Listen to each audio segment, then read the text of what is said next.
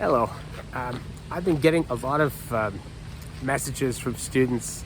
We talk about current events that are happening, in the news and things like that. And a lot of people have been asking me, what I think about this whole Jessica Krug situation. Just for those of you who don't know, it's a very, very bizarre story. But unfortunately, it's a story that seems more and more common these days. So you have this woman, she's a history professor, and for years she's actually, a white woman, Jewish woman from Kansas City, who grew up in the suburbs and apparently, had a pretty comfortable middle-class upbringing.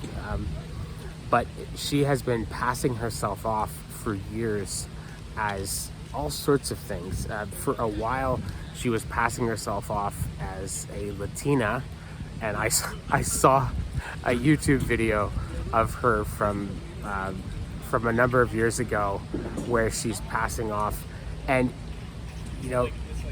it's in retrospect, knowing what I know now and what we know now about her, it's almost like watching Borat. Like, it's almost like watching Sacha Baron Cohen, like when he's pretending to be from Kazakhstan, or pretending to be like this Ali G, or this like hip hop guy, it's just completely wacky. Like, she's doing this very stereotyped angry Latina woman with like the big hoop earrings and moving her head around and all this stuff. It's a cartoonish Saturday Night Live kind of performance of what a white girl from Kansas City might think a Latina looks and talks like. So she was passing herself off as Latina. Apparently at one point she was passing herself off as North African, and saying that she was she was Arab, or she was, and then most recently, for quite a long time, she's been passing herself off as African American, right?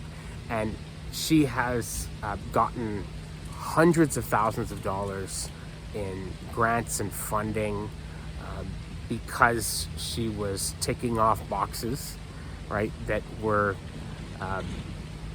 well-meaning administrators and granting agencies who are trying to sort of create a little more diversity in our institutions and make them a little more representative of the populations that they're serving. And you can say whatever you want about whether these various kinds of forms of affirmative action are good or not. I happen to think that on balance they actually are a good idea in a lot of situations. But anyway, that's another conversation for another day. Point being, these things are there. They're on the books, and she's been exploiting them, right, for a long time, right? Now, if this was just one random person, then we could say, well, this is just, a random example. But we have been getting tons of examples like this, right? And it's happening. The most famous one, I guess, was Rachel Doziel, right? Who was this, you see these pictures of her when she's young, and she's got blonde hair and blue eyes, and she grew up, again, in the suburbs, and she's been passing herself off as black, and she was actually the head of the NAACP in some northwestern state. I can't remember where it was. She was the head of the NAACP, and then it came out that this was all a total scam, right? Here in Canada and in the States, it's kind of an open secret that lots of the people who claim to be Indigenous and Native are not. I have had just recently a couple of people have private messaged me, and after this whole Jessica Krug thing made the news, and they said, I know for a fact that this person and this person, they name names, these are very well-known academics, and they say these people have been passing themselves off as Indigenous or as Native, and have gotten lots of government grants, have gotten scholarships, have even gotten jobs, and because they've been passing themselves off as Native or Indigenous, and they're not. But nobody wants to challenge them because this person is known to be very, very litigious and will sue people and will make your life hell if you dare to challenge them on anything. So, okay, I have a bunch of different thoughts on this whole situation. Okay, first of all, I think it's interesting to note that there's a real switch going on here, right? So I think humans are by nature sort of status-seeking animals, right? We're incredibly social, which means social life is extremely important to us. Some of us perhaps more than others, right? But we're status-seeking creatures, and so unethical people are always going to cut corners in order to get status. That's just the way it goes, right? They will, and there's all different ways that they will cut corners, but you can see some very interesting things about what a culture values and what its values are if you look at what corners they cut, right? So let's say if we were to go back to Europe in the 17th century or the 18th century, right?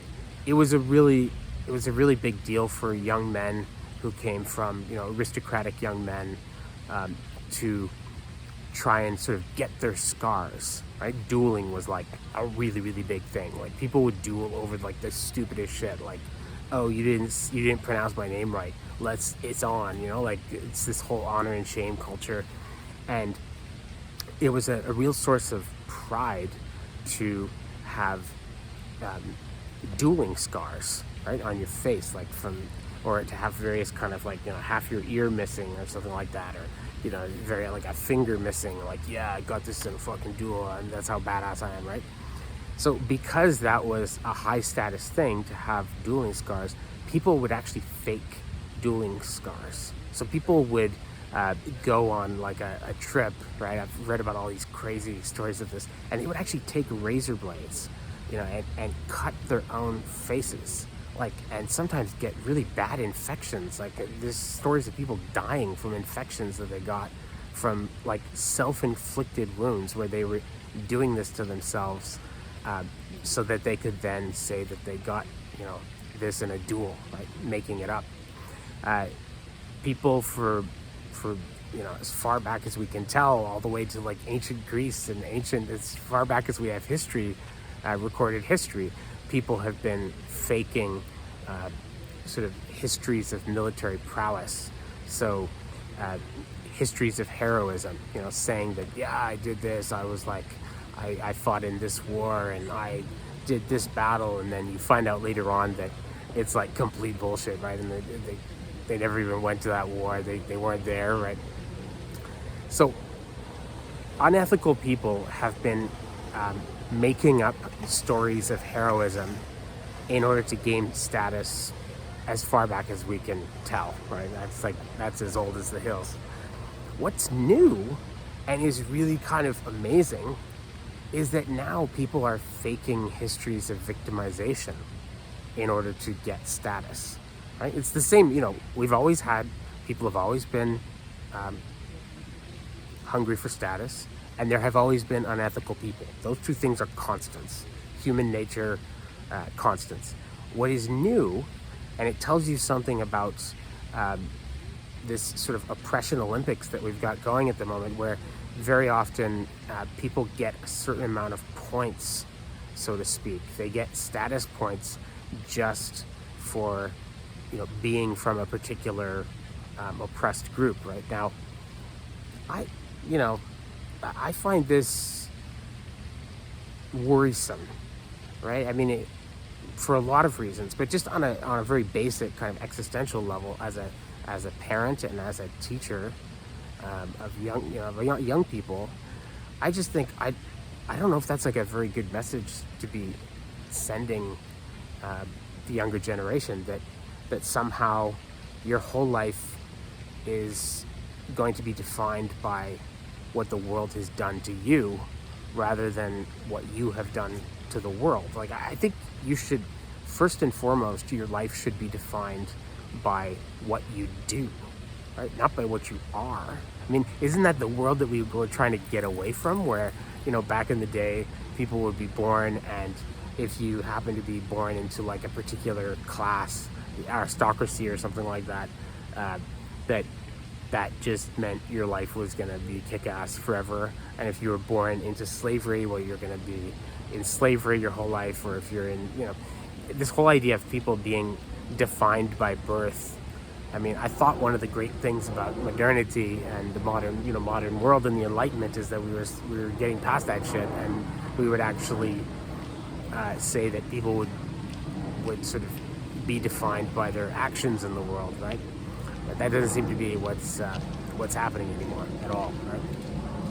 So now we have a different. So I think part of the story of Jessica Krug and other people like that is that you're just seeing, like, they are, more or less by accident, they are showing you where status is to be found in our society just by, like, what they're doing, right? The corners that they're cutting. It's like that famous line from the bank robber. I'm forgetting his name, but they asked him, why did you rob banks? And he said, because that's where the money is, right? So an interesting question to ask when you see all these people cutting a particular kind of corner and pretending to be, a member of some victimized group is, well, rather than getting like hung up on who they are and what a bad person they are, you can sort of take a step back and say, well, that's really interesting that that's where the money is, so to speak. That's where the status is in certain environments, right? To make up these stories, right? But I do think there's a way in which we can get lost in a story like Jessica Krug's story and think that somehow what is happening there is something that just is a function of like left-wing silliness or woke culture or our kind of reification of victims and things like that. And I think that's a mistake. I think it's a real mistake if you draw that conclusion from the Jessica Krug story, because I think what's going on there is something far deeper and far more widespread. Right? So just to illustrate that, I'll take you back to one of my favorite movies. Lovely movie. If you haven't seen this movie, you need to see this movie now. It's called Tropic Thunder. And anyway, there's this basic premise of the movie is that there's this like grizzled Vietnam vet played by Nick Nolte, and he's just he's absolutely perfect. He's got that voice like that, and he's got the the green army issue jacket from army surplus stores.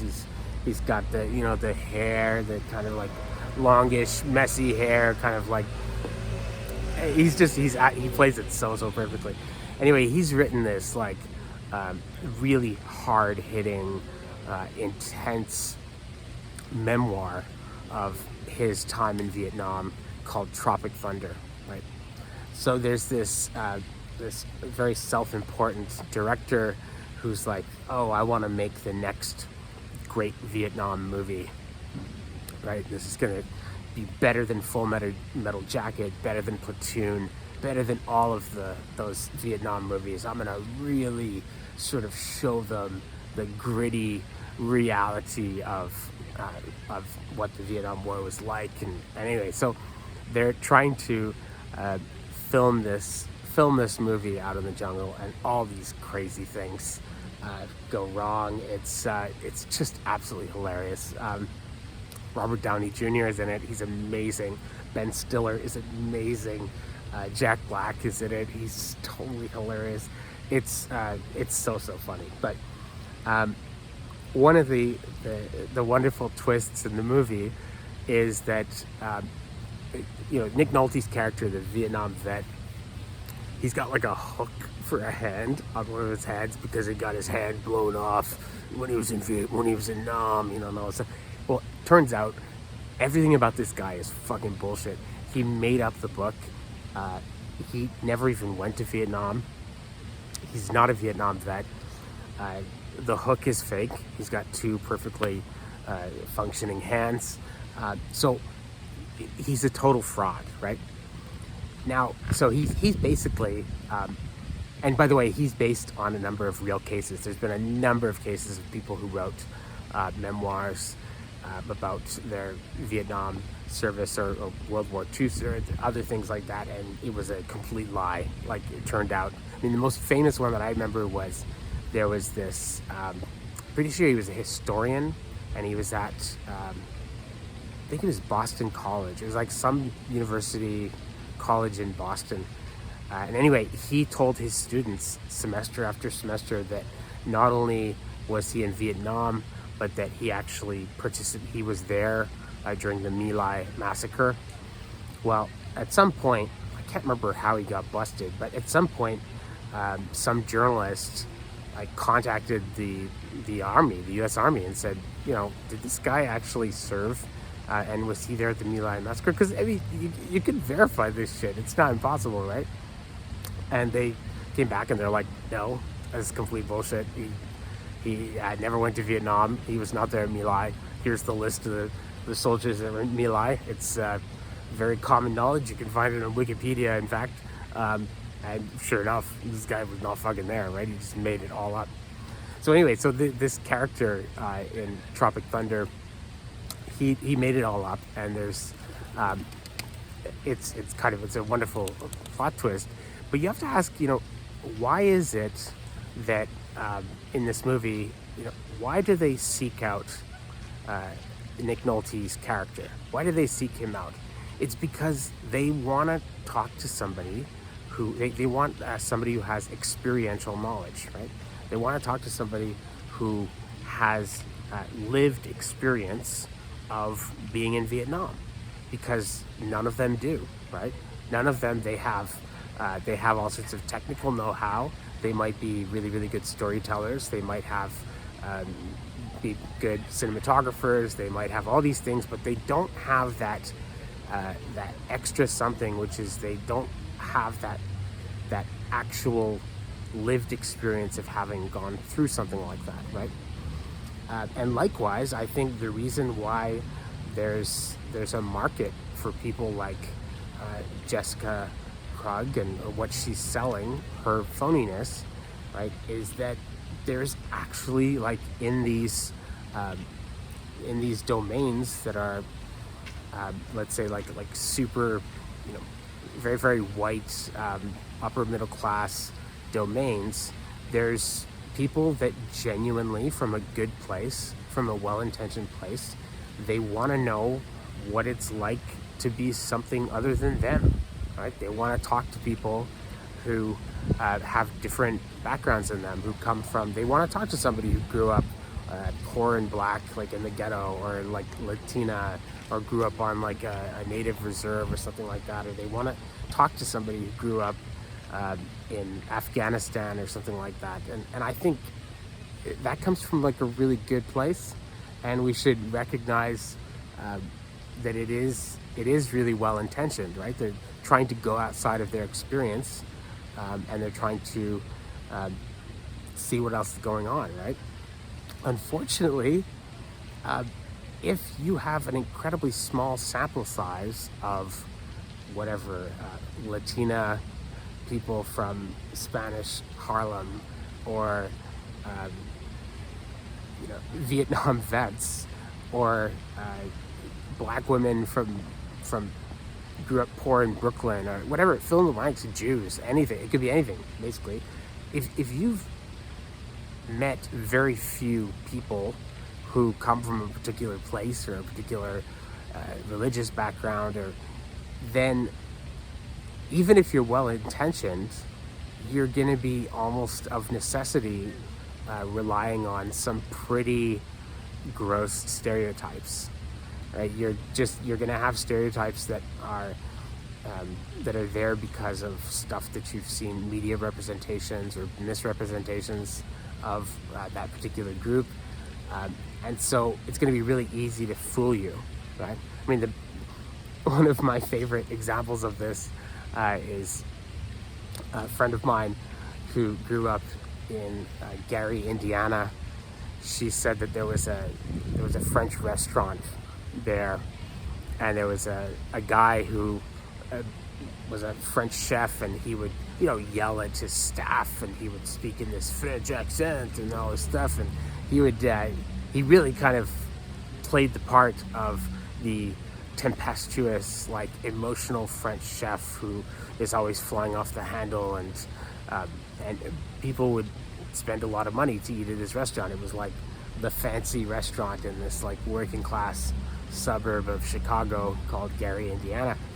Well, anyway, she ended up like getting out of Gary, Indiana, and getting like a full scholarship and to university, and then she's a very, very brilliant person, and she ended up getting like a Fulbright, which is like a really, really prestigious scholarship, and she went and actually did like a year in France, right? And she learned how to speak French, and she's had this like crazy, exciting life. This woman, she was there in Paris for les événements de 68, like this big student uprising in '68. She was there in San Francisco for the Summer of Love in 1969. She just is like this sort of like, I don't know, almost like a Forrest Gump, like a female Forrest Gump, like, except, well, Forrest Gump's stupid, she's smart. But she's been like, at the kind of in all these like amazing places just when they were at their most exciting and awesome. But anyway, she learned how to speak French. So then she comes back to Gary, Indiana to, I don't know, see her parents, come back home, and they go to the French restaurant, and she starts trying to like talk French to this chef, and it becomes apparent to her very, very, very quickly that the guy actually doesn't speak French. The guy is not French. That it's all an act, right? But you can't blame people for falling for it, because like, how are you going to know if how do you know if somebody's faking being French if you don't speak French, right? How do you know who's telling the truth about climate change if you don't know anything about climatology, right? How do you know, all of these like basic questions, right? You need to have a lot of knowledge, right? If you don't really have any black friends, right, and you've grown up in a very, very white environment, how are you going to be able to tell that Jessica Krug is lying? Right? It's not going to be easy. Right? It's not going to be easy at all. Like, how are you going to tell that these fakers are faking? Right? It's hard. Right? It's not obvious.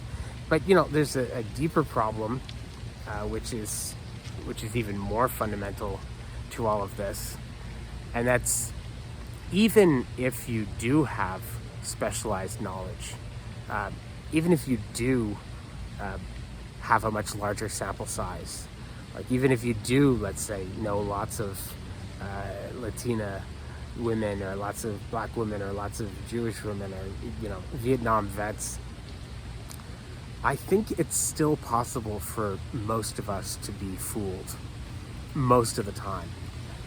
Now, if you want a full treatment of this, you have to read Malcolm Gladwell's new book. It is absolutely fantastic. I think it's probably his best book ever. It just came out last year. It's called Talking to Strangers. Just a delightful, delightful book. But one of the things that he makes clear again and again in different ways in that book is that it's actually very easy to fool people. And that's because evolution has not selected for skepticism, right? So even people who think that they have really well-developed bullshit meters, actually they don't. They think they do, but they don't, right? Because actually group cohesion has been far more important to the success of our species than skepticism. right? So we default to truth. We assume that most of the people that we're dealing with in our life are telling us the truth, right? Until they give us reason to think otherwise, right? Once they give us reason to think otherwise, well, then we're really skeptical of them. But up until that point, we default to truth. We automatically assume that most people that we're talking to are who they say they are, right? And that is what is amazing. And you really have to read the book to get this point, is that this is not just true of people who are gullible and people who are very kind of people who fall for conspiracy theories and fall for like things like that. No, what's crazy in his book is he demonstrates this is true of people who work for intelligence agencies, people who work in the CIA, people who work for the Mossad, people who are trained to detect lies, people who are trained to have extremely good bullshit detectors are not very good at detecting bullshit, right? That's why every single spy agency that we know of has been infiltrated numerous times all the way to the highest levels, right? Because we naturally tend to trust people, right? So I think when we see these various scandals, whether it's the Sokol scandal where people get fooled, and then we say, ha ha ha ha ha, see these idiots, they got fooled, and this tells us something about what's wrong with those idiots or that particular subculture or that whatever, right? That industry or that business or that academic field. No, if Malcolm Gladwell is right, and I think he's absolutely right about this, so long as there are unethical people who are willing to kind of lie and misrepresent themselves, those people are going to find an audience for their bullshit. They are going to convince people, because it is human nature to just trust people.